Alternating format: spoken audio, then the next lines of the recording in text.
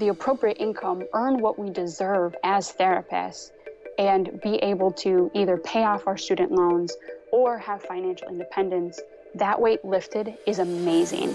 And for you guys specifically, when you speak about burnout, I felt like as soon as I started to see my bank account grow, it was like that burnout and that frustration and anger started to fizzle. Hey healthcare providers, you're listening to the Burnt Out to Lit Up podcast. Hosted by myself, Erica, and my husband, Michael. We're an OTPT team that understands the healthcare industry's got some serious issues. Inspired by our own experience with burnout, we've made it our mission and passion to help you navigate your career in healthcare by cultivating wellness, growing both personally and professionally, and advocating for a better workplace. Whether you are a clinician or manager, new grad or seasoned vet, join us each week as we share interviews, research, stories, and strategies that will give you the tools to go from burnt out to your most lit up self. Let's dive in. What was that meme that you posted on the Bolu Instagram? It was like why go to a haunted house when you could just log into Fed Loans or something? Yeah, that's original content. I came up with that meme. You did that? Yeah.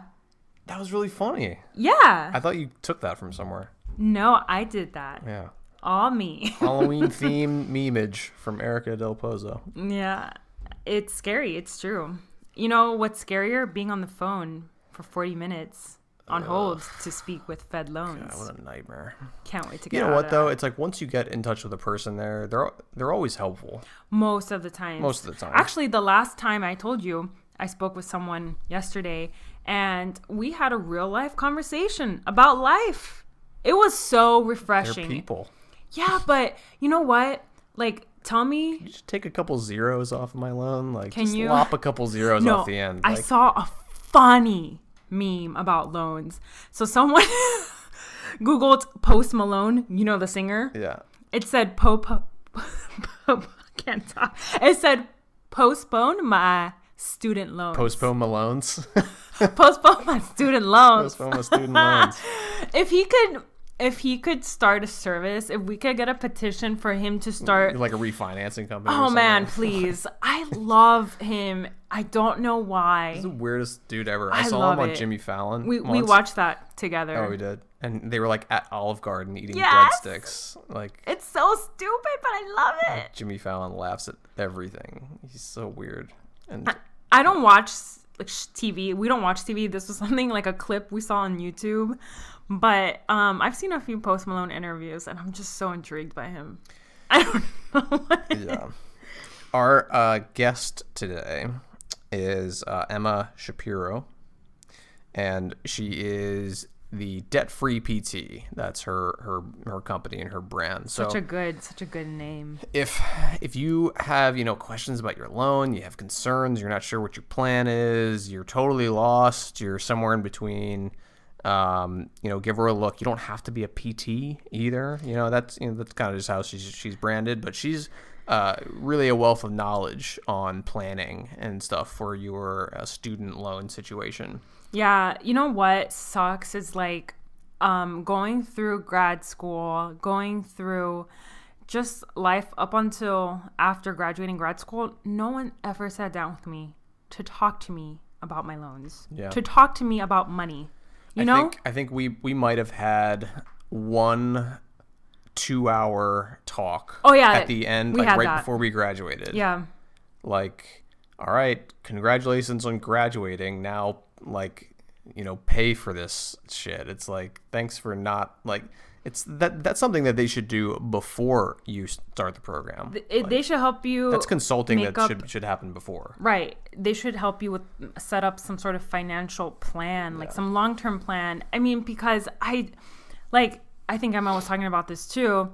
It's even in high school, in college, this isn't a part of your education unless you study finance. But I feel like just normal living, you should be covered. Especially just basic, starting in high school, in college, just basic like money management. And the thing with grad school loans is, okay, maybe let's say you graduate with a bachelor's and you have maybe 50 grand. I'm guessing. I have no idea. but I'm assuming it's a lot less than grad school loans. And that seems more doable for some reason to me, even though loans are not good, but grad school loans are like a whole other animal. It's like the chupacabra, you know? Like the fake animal? Do you know what that means? Chupacabra? You know enough Spanish. I'm putting you on the spot. No, I don't know what that means. Chupa? Yeah. Suck? Okay. Cabra. Think of Slurpee. Goats? Yes. You mean suck goats? Like this animal that eats goats. So Slurpee was the name of a goat. Spanish is weird. It is. Suck goats. It's the suck goat. So Slurpee was the name of the goat in the farm we stayed at in Oregon, and this goat had had too many babies. Really like floppy stomach. Really, and I asked the farmer. She's not a farmer. Yeah, sure she is. Yeah. I asked her, is that goat pregnant? And she's like, if I got $1 for every time someone asked me if that goat was pregnant, she's just had a lot of babies. She's just floppy. And she looks super pregnant compared to all the other goats. But yes, where were we? Grad school, loans. We had an awesome conversation with Emma about, the different types of loans you may have, different plans you should have, different ways you can go about paying it off, whether you should go ham and like pay as much as you can, or hustle, or wait it out until your 20 years is up and you get kind of forgiven. All those things, and it's really helpful. In fact, we're gonna talk to her like separately for us, and she does free consultations for any potential people who want to use her services. So if you have any questions about anything, give Emma a call. She's really helpful. Yeah, I think, hopefully, knock on wood, in 20 years, 30 years, this isn't a wood table, Mike. You can't knock on it. Knock on plastic. Knock on, there's no wood around us. Oh my God, don't knock my head. For Emma, oh yeah, I hope in like 20, 30 years that whatever we're talking about is like resolved. Like Post Malone has finally launched his refinancing business. $1 trillion. He just eliminated student loans for all of us. I believe in Post Malone. We gotta hit him up on this, and then we don't have to even worry about this. Yeah, not sure he cares. I don't know. If the government doesn't care, Post Malone sure as hell does not care. Seems really caring. He seems like a really good guy. What does that mean, Post Malone? Like after Malone? No, Mike, I don't know. I looked up his name. What does his name mean? I don't know. I looked up his name. Like Karl Malone, the basketball player? Don't ask these questions. Is his last name Malone? Mike, I don't remember. I Googled it once. Did he put a bunch of words from the dictionary into a hat and then pick two at random? I don't know. I can hardly keep up with people. These days. Damn kids. But what I do like, I like taki taki taki taki rumba. If you do not know that song, you must pause this podcast, listen to me, and find that song, and your life is gonna change. It's gonna be in your head all the time. You're gonna be dancing in the shower, in public, and while you're in line, while you're at work. You're gonna be dancing to Taki Taki, and you can thank me because it's amazing. It's okay. Taki Taki Taki Taki. It's okay at best. It's like some songs like you hear and you know that they were just created because they had a good chorus in mind. Factor. And like everything else is just filler. Like they're like, this chorus is like really catchy. It's gonna really catch on, but like we need a real song, so we need to like add other stuff to it that isn't as good. That's how pop music is now. Well, okay. So what was your song that you've hated the most? That was really popular. Great question. And I'm not sure I know off the top of my head. I remember really specifically when that song "Who Let the Dogs Out" came out. God. I remember that it was a while ago. No, that was in the year 2000. Baha Men. Oh my God, it was the year 2000 or 2001. I bought that album. I owned the album from the Baha Men. Que pena. I mean, What was look up what the album was called. So quick story about that. I remember crying. No, Baha Men. Oh, I remember crying because I was so sick of hearing the song. It was probably all over the radio. Well, no. At that time, you watched. Here it is. Yeah. Oh, there's lyrics. Oh, but you want Was me to the album just called "Who Let the Dogs Out"? That would make sense. Well, okay, 2000, July 26, 2000. Yep. So I remember those infomercials, like Now, those CDs called Now. Yeah. Yeah, you know, when you watch TV, that's how people sold. Like there was no Instagram or Facebook, so all the marketing was in commercials. And I remember seeing so many commercials on Who Let the Dogs Out. I got so sick of it. I started to cry. I hate that. It was a really fun song. It was, but then I remember the video was funny too. It was like a bunch of dogs running. I mean, obviously there's dogs. No, but what's funny is also that same year, 2000. I have a memory that is beyond good. My long-term memory is scary how good it is, right? Like, oh, yeah. Will you attest to that? Yeah, sure. So that same year, around that time, my mom packed me a happy birthday napkin in my lunchbox just because she had them. It wasn't my birthday. And I opened my lunchbox. It's lunchtime, 5th grade. All the kids are like, ooh, it's your birthday, but they know it's not my birthday because I went to a small private school. There's 10 kids in our class. Like, we knew each other's birthdays. Like, I can still tell you their birthdays. And I swear. And then, so they're like, oh, it's your birthday. And they start singing me happy birthday. And I'm like, okay, I get embarrassed so easily. Even to this day, I just get embarrassed easily. So I was already embarrassed the first second I opened that lunchbox. And then they were singing me happy birthday, and I started to cry, to just bawl. Oh, how embarrassing. And my teacher came, and she told them to stop singing to me. You were just trying to be nice. No, they weren't being nice. They were being mean. They knew it wasn't my birthday. Oh. All right, that's mean. That was mean. But they knew it was getting me mad. Like, the little things I remember. I can tell you what table that was if I were to go back to the lunch. It was a lunch pavilion. Yeah. Creep. It's like, and you don't even remember like what you ate yesterday. Yeah. You have it's just different. I have a memory where it's like if I deem it unnecessary, I forget it immediately. So, AKA most of my childhood. No, like, you remember the gist. Like, most people, I'm sure, remember the general things of their childhood, like really big moments. And I don't have like one of those weird memories. Like, I can't tell you what day it was, January 26, 1999. Like, I don't have a memory like that, but I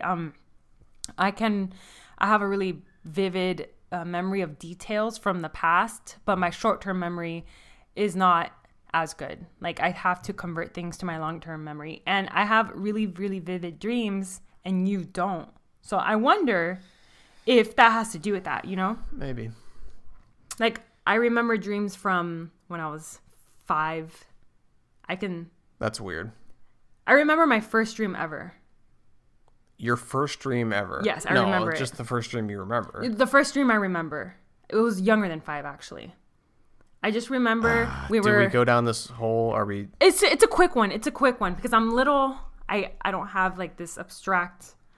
imagination. Yeah. Really little, like under 5 at this point. Okay. Just in front of my parents' house. My mom had me in the coche, which is stroller. Certain words I just can't say in English. And I was in the coche. And there was a bumblebee around my mom. And my mom had that 80s look, you know. And that was like the dream, just blue sky. I just remember the details. Is that why you hate bees in real life? Well, yeah. Did you have a traumatic bee experience when you were young? I've never been stung by a bee. Oh. Yeah. You have. Yeah. I feel like most people have. I haven't. I got stung by a wasp one time because we were spraying its hive with a hose. Damn. Because we were really smart. That's not good. Yeah. Where? It's Your pretty dumb. old house? Yeah. No, I've never been stung by anything. When I was young, I just decided I'm not going to get stung by anything in my life. So it's been working so far. Actually, today, there was a bee that really, really liked my sweater when I went outside to take a walk. And it wasn't this one that I'm wearing. It was the fuzzy one. Really liked it. I'm like, nope, not going to break that promise I made to myself. Yeah. So we anyway, digress. loans. You Student got them. loans. You got them. I got 99. I should make another meme. Sorry, go. No. I'm good. I should make another meme. I got 99 problems, and student loans are about 100,087 of All them. 99 of them. No, even more problems. Yeah. Get it? Yeah, so if you have them, which you do, you should listen to this episode. Gain some knowledge. Pick up what we're dropping. What she's dropping. Patreon. Yeah, so Patreon. Let's go over that for a second. If you guys don't know what that is, Patreon is a awesome website where it allows fans of content creators Like ourselves. of all kinds. Yep. Authors, podcasters, artists. Yep. YouTubers. I've seen a lot of different types of people. A lot of different things. A lot of podcasts on there. It allows fans of content creators to donate a little bit of money to the creators in exchange for some awesome Bonuses. rewards, awesome bonuses that those creators will set. So, for example, on our Patreon, we have some goodies such as exclusive Patreon-only donor episodes, chances to be on the podcast, to have your questions answered specifically on the podcast. We go a little above and beyond for our Patreon donators. Exactly. And that's the point, right? Because the podcast is always going to be free. And there's never going to be a situation where you have to pay for our weekly episodes that we're doing. No. But if you can, find it in your heart to, if you've found some benefit from it, or if you've picked up some good little nuggets of knowledge or whatever, or you heard an inspiring story, giving a little bit of money, even if it's as low as a $1 donation, can be hugely helpful for us to keep bringing awesome content to you guys. Yep, to keep moving forward. Making a podcast takes a lot of time, research, preparation, and this is something we're doing from, our hearts because we love this. But any sort of help, it's going to really make a difference, and we can continue to make it possible to show up for you. Yeah, a little bit of monetary help would be nice. So, like right now, we have our microphone up on a stack of books, and Erica and I both have our faces smashed together, trying to talk into the same one. It'd be nice to maybe get two mics, things like that. So give our website a look. It's Patreon, patreon.com/burntouttolitup if you want to check it out. And that's all I got to say about that. Yeah, and we look forward to delivering those extra goodies of content on Patreon for you. Yep. So thank you. Thanks.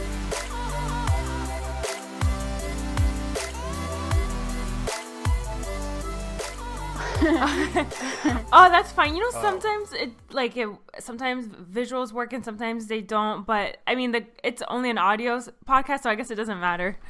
Oh, okay, cool. Very nice then. Oh, shucks, I didn't have to do my makeup then. Oh. Well, you look great. Thank you. Well, it's nice to meet you, Erica, and you, Michael. Yeah, you too. How are you guys doing today? Awesome. We're good. We realized the time change happened, and we're so thankful for that. Yes, I know, right? A little bit more I'm sleep. Yeah, I got to sleep in too, and I woke up and I was like, oh, it's only 8, and then my boyfriend told me that it was 9, and I was like, oh. Okay, well, that's good. It's all good. So I love your mic setup. Thank you. It's we're here with a mic on top of a box, no pop filter, just totally ghettoing it. I'll send you the link. Yeah, this please. was so cheap. It was $20, and it came with all of this. Awesome. And so it's got the boom stand, the pop filter, and the arm, which is super adjustable. Plus, it came with, I take it off because it's sort of funky looking, but it's a screw here and you can connect your phone. So say you wanted to do like a Facebook Live or something from your phone, it connects there. So you can have your mic and your phone. Awesome. Oh, yeah, gosh. I'll send you So later. cool. Yeah, I've been looking for booms and stuff online, but some of them are like super expensive, like $50 or something. And I'm like, I'm not sure if I'm ready for that. It. Yeah. Like Pat Flynn recommended it, not this one, but something like it. And then I just kept searching, and like he was recommending them all in pieces, probably because he gets like the Amazon affiliate. But yeah, this is all in one. And I mean, I've had it for 2 years. It's withstood 2 years, and it's super, like you can adjust everything. So I like it. Yeah. Nice. Sweet. Yeah, I'll look into it. Yeah, send me that link. Yeah, for sure. For sure. Also, congrats on your engagement. Hooray. Thank you. Thank you. It's so exciting. It's such an exciting time. It's so funny. I feel like a true adult now. Yeah. Well, wait till you say husband, because that. I know. Oh, I know. It's That's weird at gonna be. first. I'm still getting used to fiance. We were talking about it the other day, and I was like, every time now I say fiance, I feel like I'm like rubbing it in people's faces. But it's like accurate. I have a fiance, but it's, I don't know. Got to get used to it, I guess. Yeah, but. It's weird. His cousin would say, "Oh, fiance," and make us feel really funny about it. But it's such a weird, like it's so weird. And then saying husband and wife, I feel like I'm 80 years old, but you get used to it. I know. But no, I'm happy and he's great, so it's good. I got to stop working so much though and cherish the moment, but. So Emma, thank you again for coming on the show, and we are so excited to talk about this, the elephant in the room, debt and student loans. So can you talk to us about your story a little bit first, your story and who you are and why you got interested in this? 100%. Well, thank you for having me on, Erica and Michael. I'm really, really passionate about speaking up about student loans and the student loan crisis that is happening specifically in healthcare, because I'm a physical therapist, but that is happening all around the nation and the world. So I'm a physical therapist. I graduated a little over 4 years ago. But during physical therapy school, I suffered from extreme anxiety and depression from my student loans. But I didn't want to tell anyone. I didn't do anything about it. I actually was going to school and, always ate peanut butter sandwiches. I slept literally on a mattress on the floor. I did everything as cheap as possible as it could come, except for the cost of physical therapy school. And even despite all those different things, I did have some scholarships. I did work on the side. I was the server of like coffee and treats for continuing education courses at my school. And I tutored and I babysat. Despite all that, I still graduated with over $150,000 in student loans. And that number, when I got closer to graduation, it felt crushing. It felt like this weight on my chest, and I felt like I couldn't do anything. I felt literally like I made one of the worst decisions of my life. And to feel that way when all you want to do is be in a safe profession. Like a lot of us choose physical therapy because we really want to, and rehab as well, because we really want to connect with people. We want to serve people. We want to help the world. But somehow by trying to help the world, we are also putting ourselves in this really precarious spot and really damaging our own lives because of the weight of the student loans and because of the fact that we often don't get paid the right amount in according with how much student loans we're taking out. And so all those things, I felt so much like I regretted my career decision, which is really sad. I don't want to regret my career decision, and I don't now. A little over 4 years later, I don't regret my career decision because I love being a physical therapist and helping people. But the path to do it is so difficult, and I'm lucky that I stumbled upon several career routes such as contract therapy and traveling, and now I'm in public health, and all three of those routes have really helped me shape the financial situation that I'm in and provide me with so much more financial independence so that now it's like a weight's lifted off my chest. And going through all of those things, going and learning about all these different career routes that we can take to quickly and effectively earn the appropriate income, earn what we deserve as therapists, and be able to either pay off our student loans or seek forgiveness or have financial independence, that weight lifted is amazing. And for you guys specifically, when you speak about burnout, I felt like as soon as I started to see my bank account grow, it was like that burnout and that frustration and anger started to fizzle. And then came happiness, and then came the ability for me to become an entrepreneur and speak out about student loans. So I just started speaking out about student loans and like smart career options for therapists and for healthcare professionals about, I'd say about a year and a half ago, and really working hard about a year ago on this because I do work full time. And I have a website, debtfreept.com, but it's, all healthcare professionals can go to it. And my passion is just to try to advocate for us to increase our education and to let the elephant out of the room.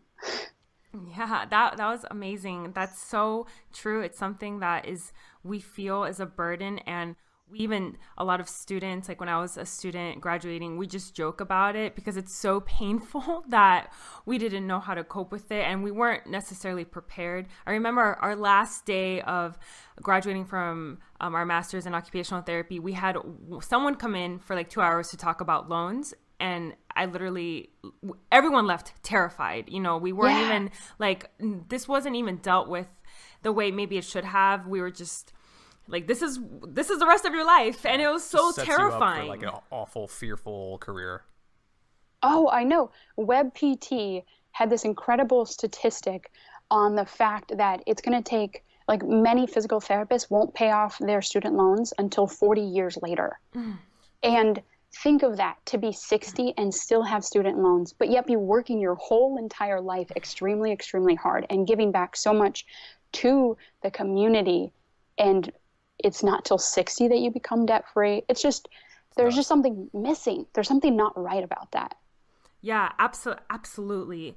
And, talking about your journey and especially for the past year with your website, what were some of the things that you started practicing in yourself with your own career that you realized that this freedom is possible?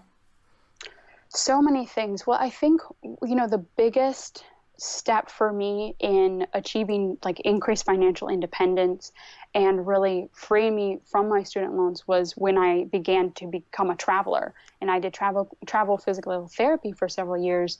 And that enabled me to earn roughly 6 figures of income, still working only 40 hours a week. And for many therapists, they're only, after several years, still only making maybe 70,000, 65,000. And so to have that increase in income based purely on a smart career choice really freed me to do so many more things. And for the website, what's really been inspiring is I do free consultations for people on smart career choices and really try to highlight the careers that we feel like we aren't brave enough to take, like contract therapy, like travel therapy. And because I don't know, I know you're a traveler, Erica, but when I was a contract worker and a traveler, I was almost like looked down upon as if I wasn't choosing an honorable career route.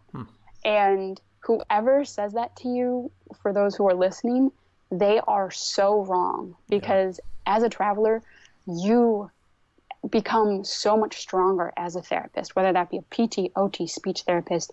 Your ability to work in a variety of settings, your ability to be so flexible and work with such a variety of patients, you have so many more people to work with, so many more interdisciplinary interactions.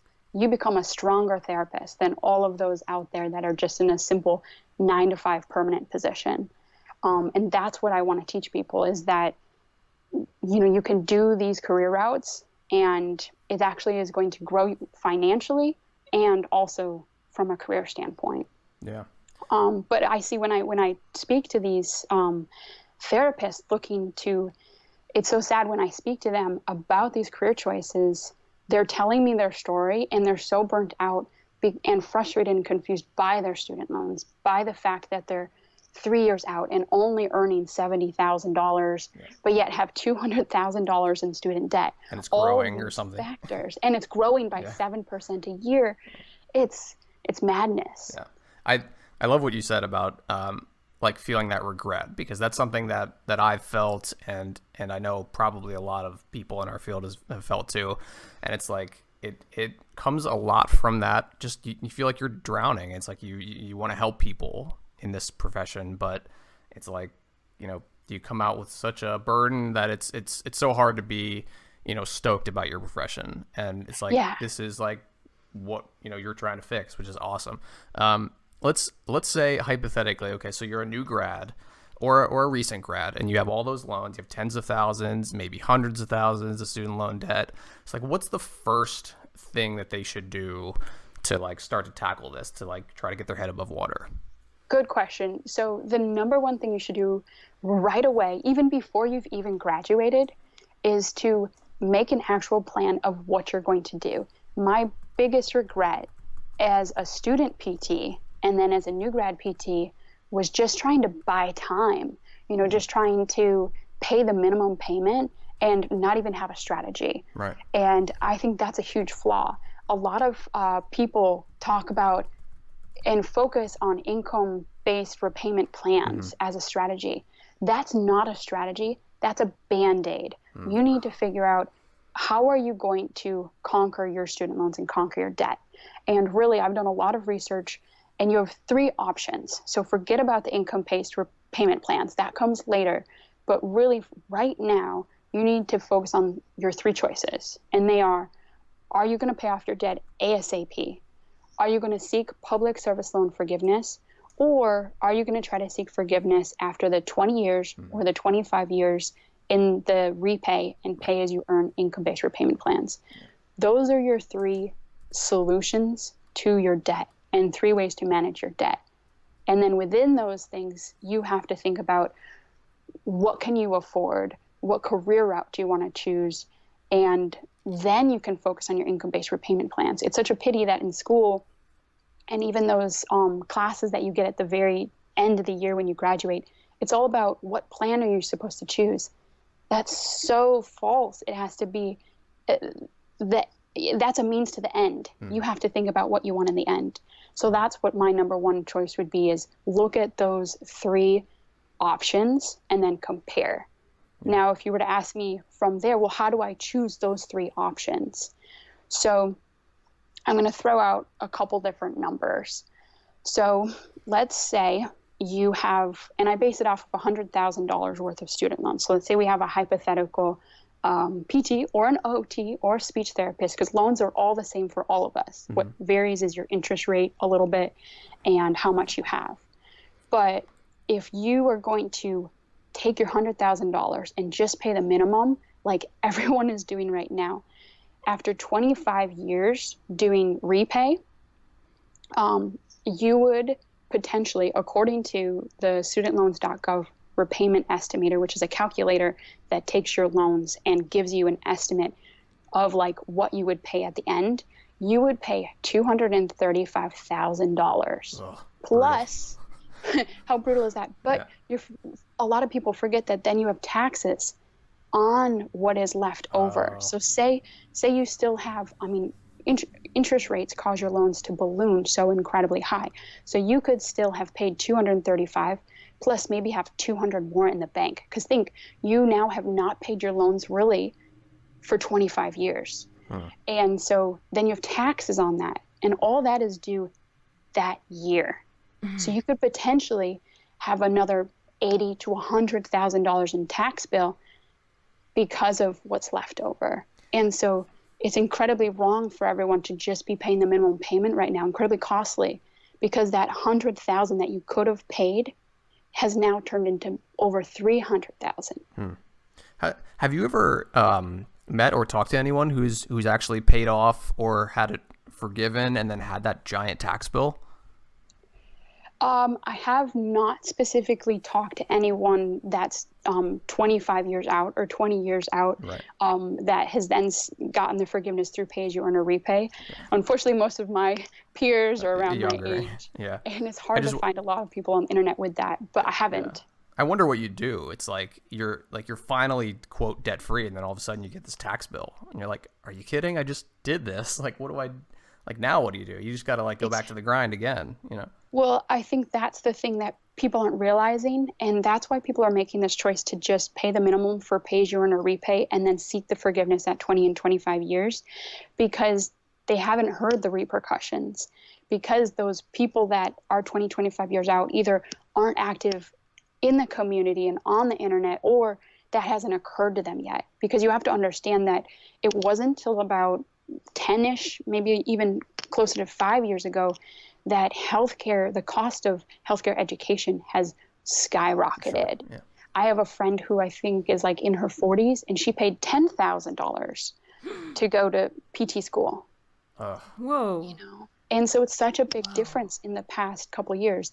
The school that I went to every year increases their tuition by several $1,000s.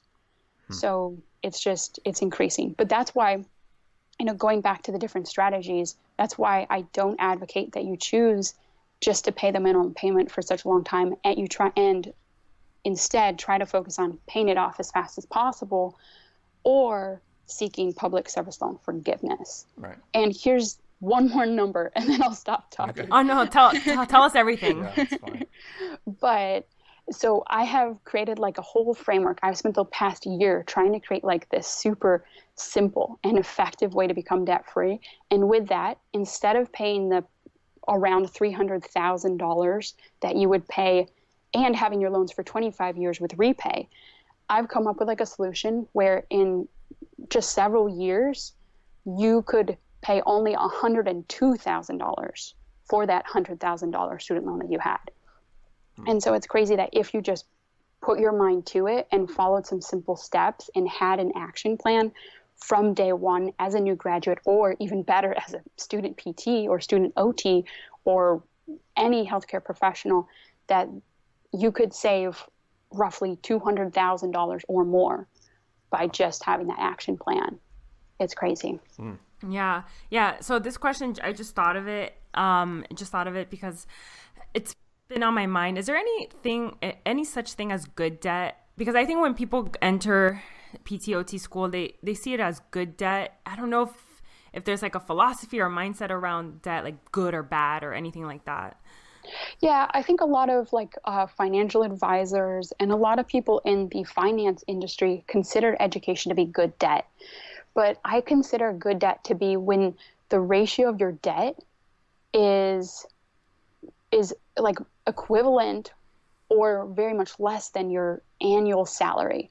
Does that make sense? For example, like as a PT, if my debt is $200,000, but yet I'm only going to be making $60,000, that's a bad debt because that's not an equal balance. Now, if my debt was $30,000 and I'm going to be making $60,000 as a PT, that's a good debt because you can easily take your earnings after tax and funnel it to your loans and pay off your loans quickly. It's an appropriate amount of debt. But I think maybe we used to have good debt becoming healthcare professionals. And I do think, we're choosing a good career route, but the cost of education is so high that it's a bad debt now, I would say, or an unwise debt. Yeah, no, I actually heard someone in another podcast interview, not my show, but someone else, that they talked about that the ratio between earnings and the debt you enter for school. And when I heard that, it made me realize that it's unfair off the bat in our profession because no one talks about that. It's absurdly insane. So. I mean, from what I've always heard, you're supposed to be able to make in 1 year's salary the equivalent of whatever it costs to get your degree. That's like usually the traditional thinking there, which is just so not the case in healthcare. Correct. What? Go for it. No, that's it's fine. I was wondering what your thoughts were, like how much fault is placed on, like, for example, for PT, the APTA, making the degree go from a master's program to a doctorate program, and how soon for OTs that will soon be the soon true. for OTs as well. And like you're adding in, you're adding 33%. You're adding another year of school and money, and they know how much PTs get paid. How do they justify doing that and doing this to their young professionals? You know what I mean? And what do we do? Do we lobby? I don't know. You are asking a wonderful question, and I'm biting my tongue because I don't want to speak negatively on anyone, and I don't want to put the blame on anyone. Right. Mm-hmm. And I don't want the APTA to come after me. Yeah. Knocking on your door. I don't think they'll be coming after the Burnt Out to Live podcast anytime soon. But no, I mean, honestly, you are asking the question that I literally grind my teeth to every single day, and pull out my hair out of frustration for the fact that our profession, the APTA and the OT, what is the OT? AOTA. I don't even, AOTA. the AOTA, and for speech therapists, for every healthcare professional, why aren't these programs that are supposed to be advocating for us, why aren't they talking to the schools and saying, no, we're capping this? Because honestly, they should be capping it at a certain number that is like what we talked about, a 1-to-1 ratio or something around that ballpark. I'm just extremely saddened that the fact that a lot of people are focusing so much on let's become doctorates, let's have direct access. I know that's important, but you're missing out on the fact that a way bigger issue. Yes, exactly. And you're missing out on how people are suffering.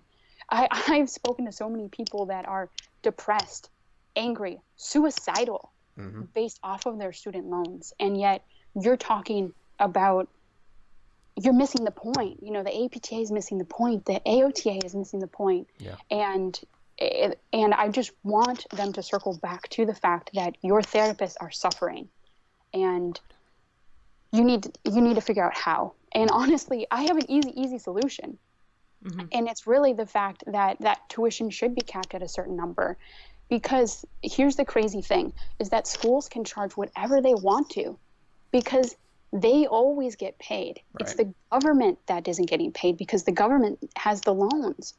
Some people take private loans, but so the schools can charge whatever. Yeah. They're always getting paid. Yeah, they're not the ones with the debt. They're not the ones with the debt. The government and we are the ones with the debt. And so I don't know why no one's stepping in. And so I'm really passionate about this. I read an article recently, actually, that said that the total student loan debt in the United States is over $1 trillion of debt.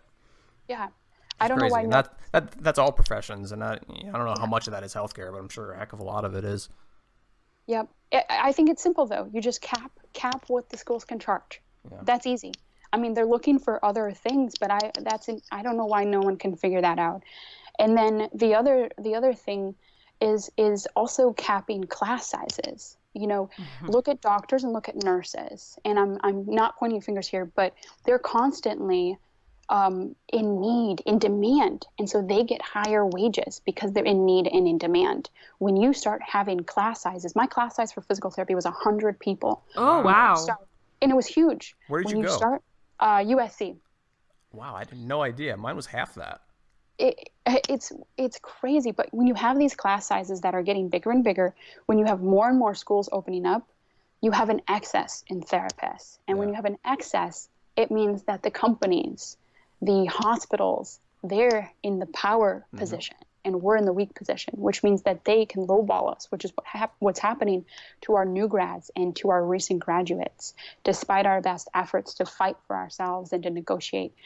So I think those are the two big things: is stop making as many PT schools, focus on better education, and focus on adding finance and career consultations to schools. Sure.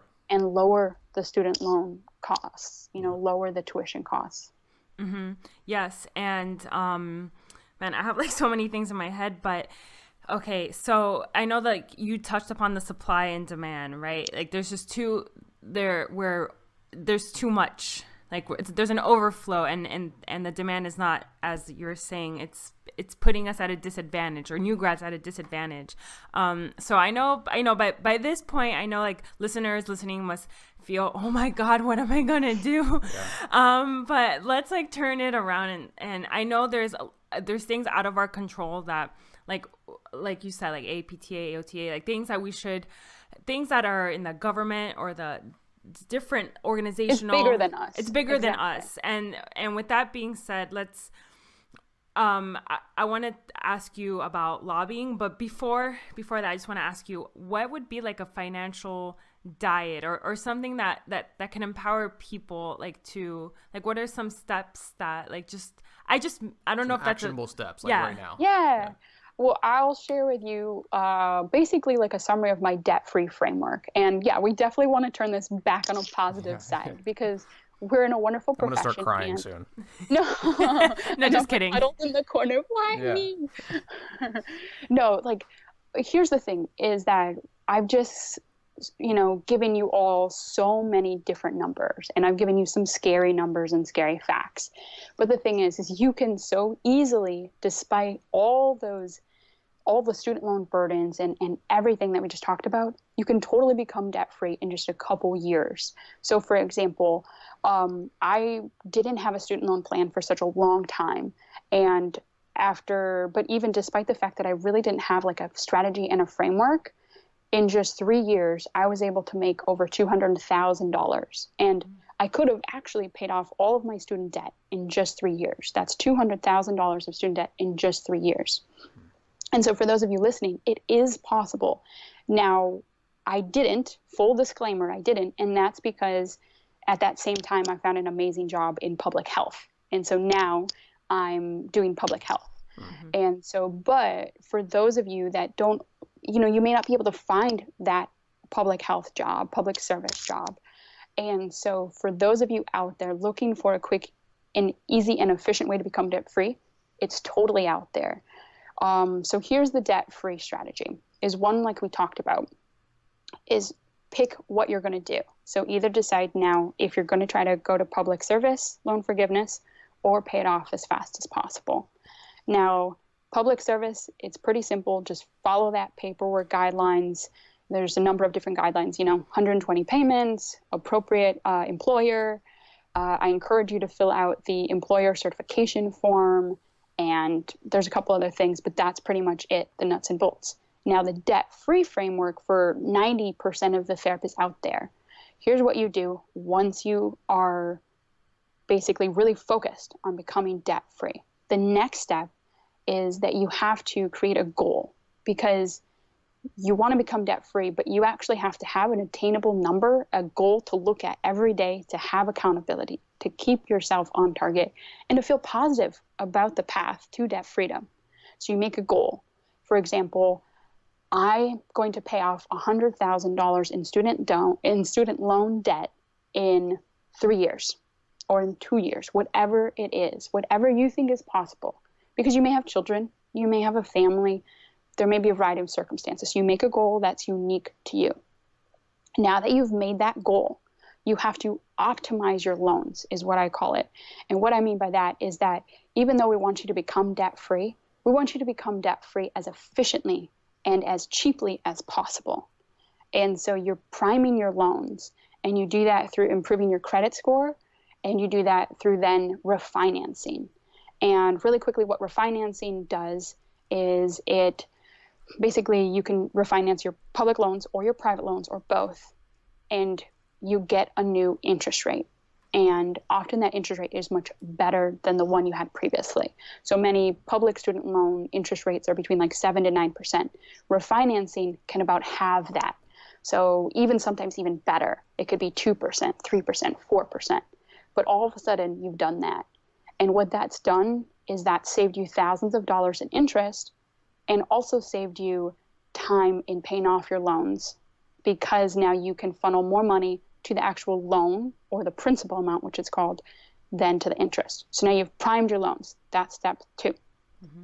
Now we can calculate exactly how much we need to pay to our loans each month to complete our goal.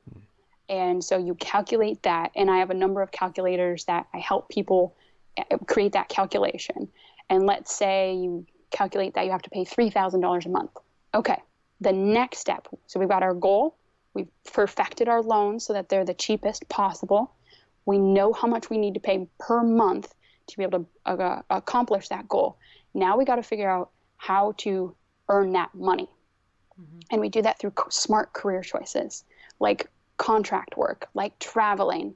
Like if you don't want to do those two things, then home health, or combining your current work with a per diem position.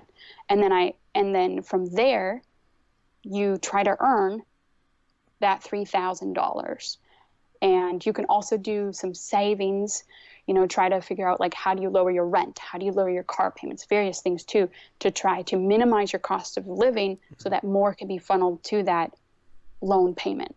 And then from there, you have your debt-free strategy in a quick, easy, efficient way, and you can pay off your loans really quickly. Just grinding it out from there.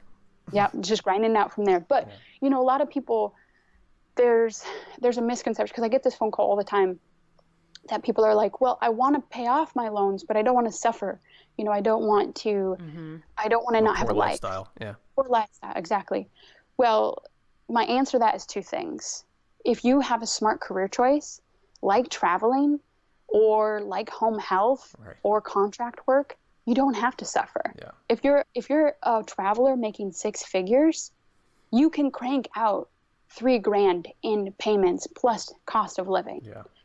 And so you can see the country in the process. And you can see the country, and you can have incredible experience and build your PT or OT or speech therapy career.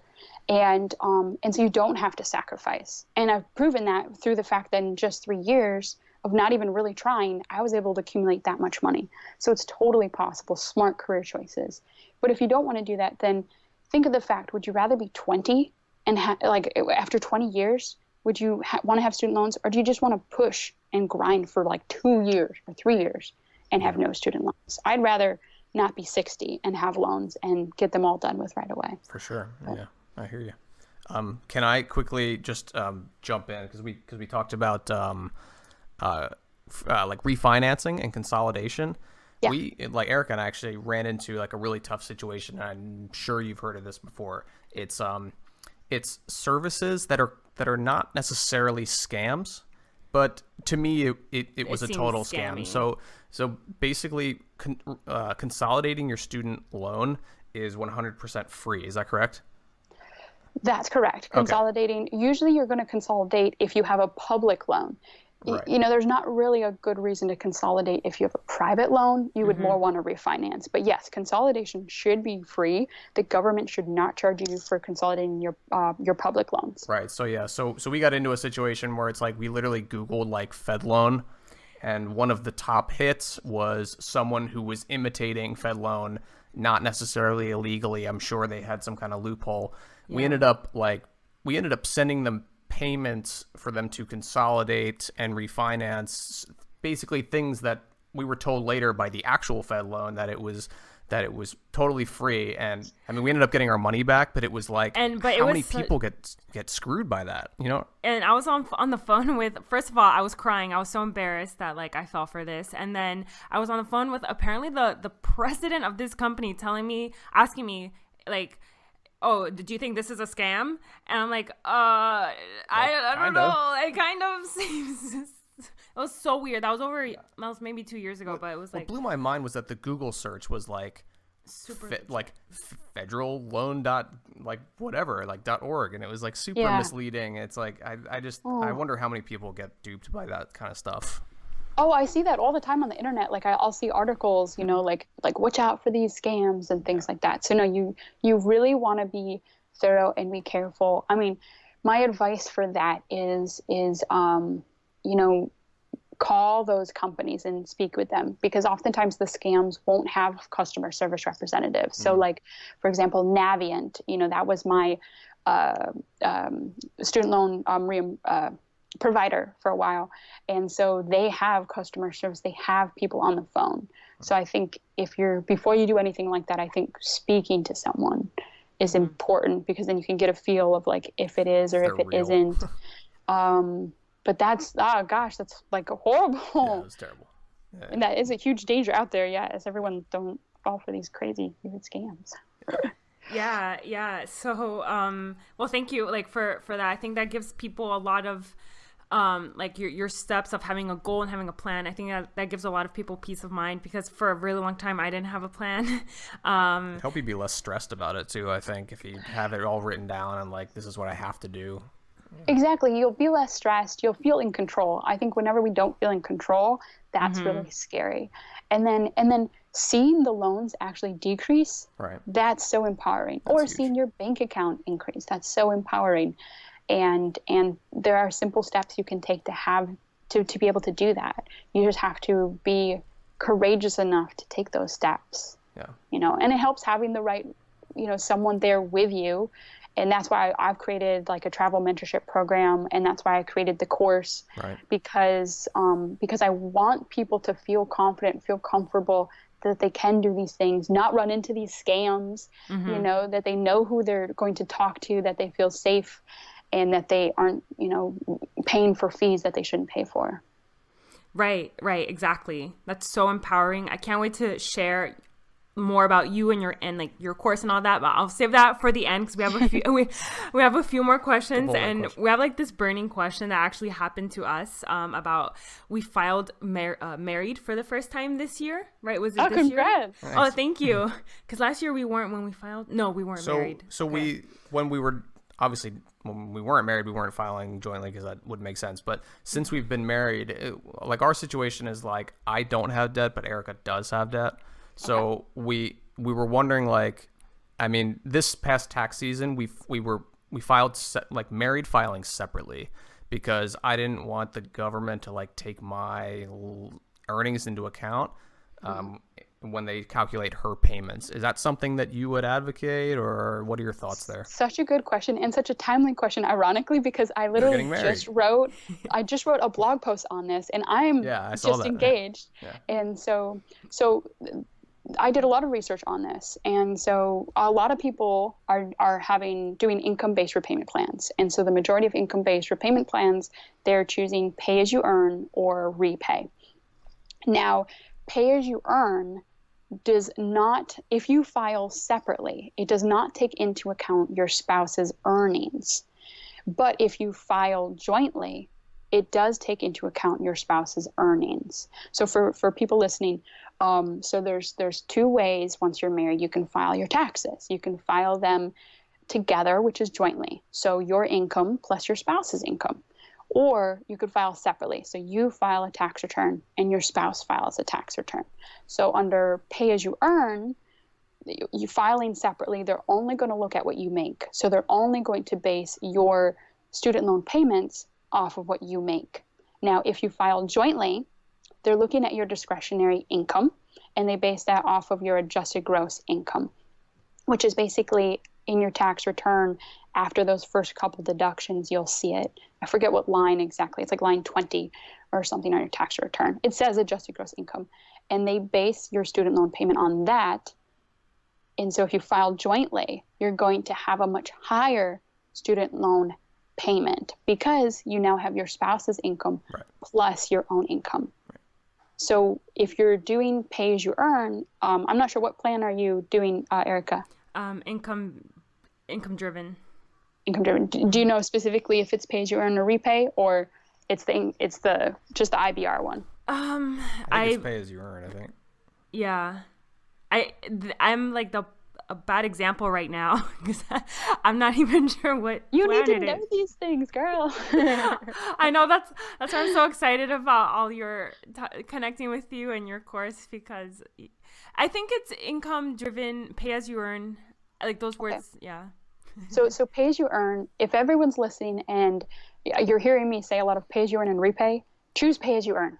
Choose pay as you earn. It's simple as that. It's just so much better. You pay only 20 years instead of 25 years. Yes, I'm on that one.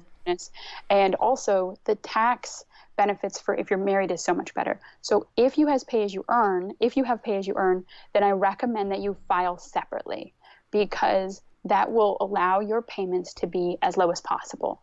Now, you do lose out on the tax benefits that come with filing jointly. So you maybe also want to take into do a quick calculation of what you and Michael's income would be as an adjusted gross income, and how that would be affected, and how the tax benefits, if that would outweigh your student loan payment benefits. But I did this recently, and I put in I put in the calculation into the government's repayment estimator calculator, and I said, I have $100,000 in loans at 7%, and then I compared married filing separately and married filing jointly. And I did that for both pay as you earn and repay. And so so you can calculate that on their website? You can calculate all that. It's Is I'll it share on the link to fedloan.gov or what? It's studentloans.gov, and then you go to the right, you'll see a tab on the right, go down, and you'll see repayment estimator. And I'll share the blog post with you. The blog post is Married with Loans, How to File Your Taxes. I'll share the link. And that has screenshots of everything that I'm talking about. But basically, based off of a $100,000 loan at 7% and an adjusted gross income of $70,000, if you filed separately, you're going to pay only $400 a month to your student loans. Now, if all of a sudden you file jointly, and let's say your spouse earns the same, $70,000, then all of a sudden your student loans double, over double. It's $900 now that you pay. So I recommend that under pay as you earn, you choose separately, because that's a $500 savings a month that you're saving. And I don't think that the tax benefits would outweigh that, because that's $6,000 difference between the $900 a month student loan payment if you're filing jointly versus the $400 a month if you're filing separately. So under pay as you earn, I would say, unless your tax benefits filing jointly, based on those numbers that I gave you, I would say choose filing separately. Now, it's all in the blog post. I know it's super hard for me to clearly explain this. Let's take all those same numbers and repay. So repay, unfortunately, no matter how you file, your spouse's income is always accounted for. So even if you file separately, you're still going to end up paying that, based on all the numbers I just gave you, $900 a month. So no matter how you file in repay, they still count your spouse's income. So in that case, you at least want to get the tax benefits, so then you should file jointly, because at least you're saving some money tax-wise, even though you're not student loan payment-wise. Once again, I'm not a tax advisor, though. I'm not an accountant, and all these numbers vary based on your adjusted gross income, your interest rate, and your student loan amount. But these are just some example calculations that I did. Oh, that's awesome. Well, yes, thank you. Now that you were talking, yes, I am pay as you earn. And when we were doing our taxes, our tax guy couldn't help. I could tell he was throwing us shade. He didn't even know. That's the problem. If you go to some advisors, they won't even know the answers to these questions. And I'm not, talking bad about anyone, but it's like that. Like the answers are not readily available even to people who are like CPAs and stuff. You have to really do your research. The student loan information, it's so funny how I feel like it's the most vaguest of all information out there. I was telling my fiance the other day, I was like, when I get a car loan or when I get a home loan, I know exactly how much I'm paying and exactly what I have to do to pay that off. Oddly enough, I find it very suspicious that with student loans, there's all this grayness and all this tape, and it's so hard to figure it out. I mean, even myself, so I'm seeking public service loan forgiveness because I've found this incredible job, and it doesn't make sense for me to pay off my loans because now I'm in this incredible job. But even then, I don't have 100% faith in public service loan forgiveness because of all the odd wording that they have. They're really... It changes all the time too. Who knows what's going to be like? It changes all the time, which isn't right. It's like all these other things aren't changing. Why are you changing student loans? Yeah. It's suspicious. Yeah. It makes it definitely. That's why it's the elephant, because we weren't set up to know exactly how to tackle it, and it's this mysterious thing that brings shame at the same time. And it's like, I'm so glad you are pioneering this effort to really make it okay and like something that we can talk about and actually, you know, be empowered by. I have a question. Are you familiar with any, this is like, I don't know if this even exists, but are there any petitions or any sort of lobbying efforts, anything that's like being done, or is it that's just not even existed? Oh, goodness. I try to stay away from politics because it just gets me so frustrated. Maybe we should start something.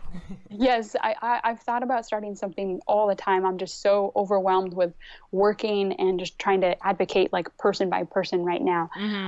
But definitely I wish something, you know, higher could be done. And, you know, there was a petition, I did read it, and it was trying to get passed, I think in like 2010. I think like just for more, it was for the APTA and it was for more scholarship opportunities, because often if you look at OTs and speech therapists and PTs, we don't get any of the scholarship opportunities that there are available for physicians and for nurses. And I don't understand why that is.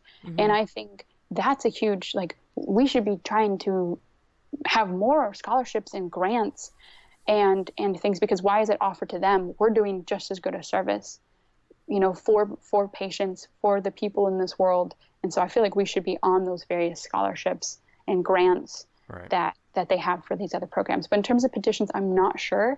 And down the line, I'd love to start one. I really want to start creating my own scholarship too one day for you know, recent graduates or new graduates to help afford student loans. And so hopefully bit by bit I'll be able to do that. Yeah, that's the thing about being an entrepreneur. You have really big goals, but it's tackling one thing at a time. Small steps. So I know you mentioned your programs. So can you mention them again? Like, I know you mentioned you have a course and a mentorship programs. Can you just briefly talk about that for a second? And then also, where can people find you and connect with you? Of course. Yeah, I'd love to. Thank you. So I have an absolutely 100% free travel mentorship program. So I've made a 2-hour plus course. It's all online. You have it for your lifetime. They're really small, digestible, simple video tutorials to lead you through the A to Z of becoming a traveler. And you know, even though I'm a PT, so it's a little bit more PT focused, but definitely if you're any other healthcare professional, by all means, you can do that mentorship program too. So you have a course, and also you can speak with me over the phone, and we basically can spend an hour or 2 hours, however long you want, basically feeling comfortable with starting a travel career. Because I feel like it's one of the best careers to conquer your student loans. And so I wanted to make this program, and I wanted to make it super accessible and free and easy. And also that you know, you can email me, you can text me, and you can do that anytime throughout your whole travel career too. So even though the career is so you can start traveling, the mentorship program, you know, I'm here at all times for anyone who has questions about traveling. And then in addition, I have a debt-free strategy course. It's called the 5 Steps to Debt Freedom, where I take everyone through the exact steps, and it's customized to you, and it's online, and it takes people through exactly how to pay off their loans in a quickly and efficient way. And that course, I'm really happy to announce that I've partnered with LendKey, which is a company that refinances, but also gives you refinance comparisons so that you can have the best interest rate. And they're like amazing. They're such an amazing company. And so you can get the course 100% for free. And not only that, but LendKey is such an advocate for helping people with student loans. In addition to the course, you'll also get $200, which is really awesome. And all that is but you have to refinance with LendKey if you choose that. And you don't have to refinance with LendKey. You can also get the course separately. But that's just something I'm trying to make the course more accessible to more people, because it doesn't make sense to get in debt more to get out of debt with the course. So I'm trying to make it accessible as much as I can. And all that you can go to debtfreept.com/loans to learn more about student loans and the course, and debtfreept dpt.com/travel therapy to learn more about travel therapy and the mentorship program. Cool. Are you on Instagram? I'm not on Instagram. You have to help me get on it, though. There, yeah. Only if it makes sense to you. I just wanted to ask because I think I tried to look for you and I found other people. I'm like, no, I don't think this is Emma. No, I'm not on there yet. Maybe you can help me with that and we'll get on there. I'm on Facebook, though. I have the Facebook group Debt Free Physical Therapy. I also have a travel mentorship Facebook group, too, that people can look for me. And I moderate a bunch of Facebook groups, too. So you can find me all over pretty much. Awesome. Okay, so oh my God, I'm so excited. This is going to be an amazing episode, so awesome. needed. So one final question. What makes you your most lit up self? The most lit up self. When I talk to people like you guys, or when I talk to other therapists and we can solve their problems and they just feel like amazing and they feel confident and they feel happy that they have, something that can help them. I think when I'm helping people, I'm the most lit up. That whether it be in physical therapy or talking to others, that fires me out. Like I'll end phone calls and be like, oh man, this person feels so much better now just because of my phone call. So anyone who has any questions about debt, traveling, just wants to vent, feel free to contact me, reach out via the website. You can also contact me. My email is emma@debtfreept.com, and I'd be more than happy to answer as many people's questions and get on the phone with as many people as possible and help as many people as possible. Great. Thank you so much. Thank you, guys.